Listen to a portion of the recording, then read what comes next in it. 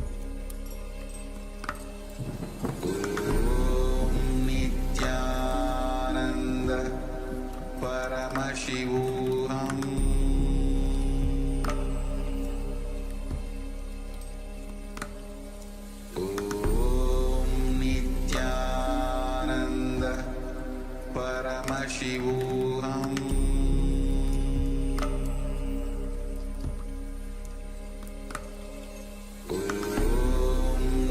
Nithyananda Paramashivoham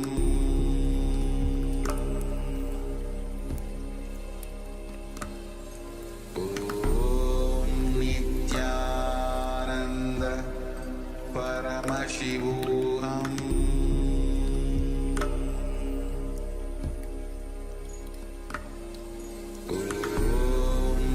Nithyananda Paramashivoham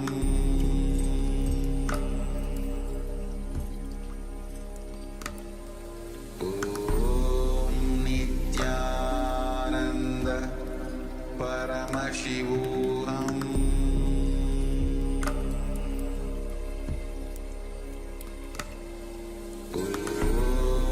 Nithyananda Paramashivoham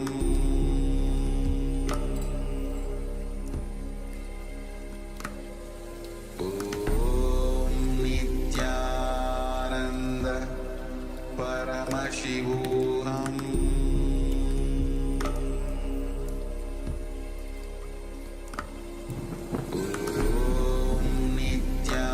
Nithyananda Paramashivoham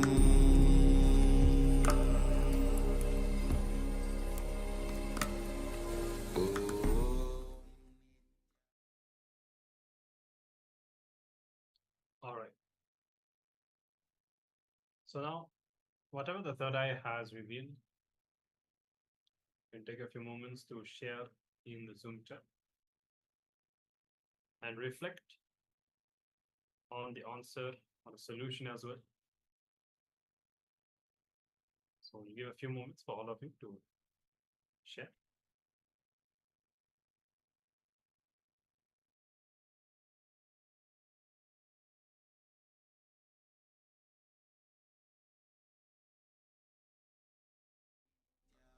Ananda Paramashivoham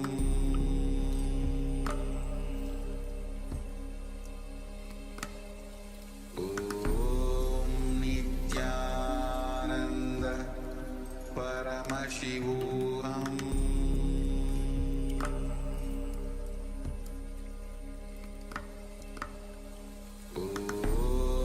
Nithyananda Paramashivoham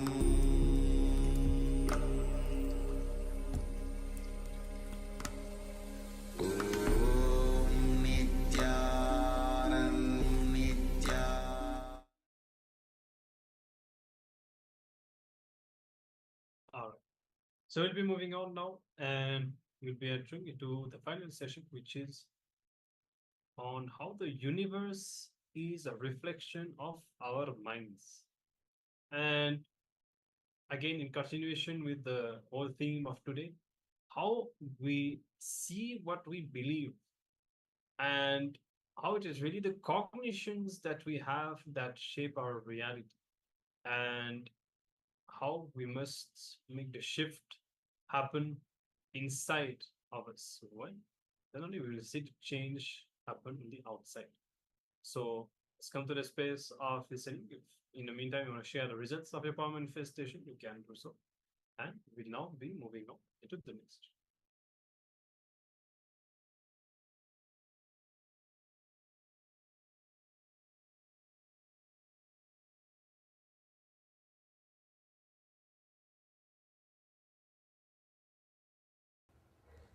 Understand, that is the source from which constantly you are fed the idea that you are not complete, you are not full, you are not as you are supposed to be, and you are not total. These ideas are taught to you so that you will be constantly made to run, to create bigger and bigger infrastructures. Beautiful definition of Kshetra. Kshetra means the cities developed by the Vedic masters. That is why in India we took care Never the leadership was given to a king who is egoistic and constantly mad after expansion of infrastructure. It was all policy decisions was always under an enlightened master, Rajaguru. All policy decisions was under Rajaguru, enlightened master, because he knows how to plan, and he was constantly taking care. Only the fulfillment was expressing. Here, Mahadeva says, as you see many suns in water, from one sun, so see bondage and liberation. So many suns are seen in the water. When you look at the root, you will see only one sun. The source is one. Clearly understand, bondage and the liberation, both words are just relative. They are only relative. They are not ultimate truth. If you think you are in bondage, you need to be taught you are liberated. There is a beautiful example you need to understand. One guy who was standing in the corner of the room, facing the corner, two walls in front of him, corner, he is facing the corner. Suddenly he got into the idea, he is in prison, he is caught. He is hitting this wall, he is hitting that wall, I am bound, I am in prison, save me, God save me, oh Guru save me, oh these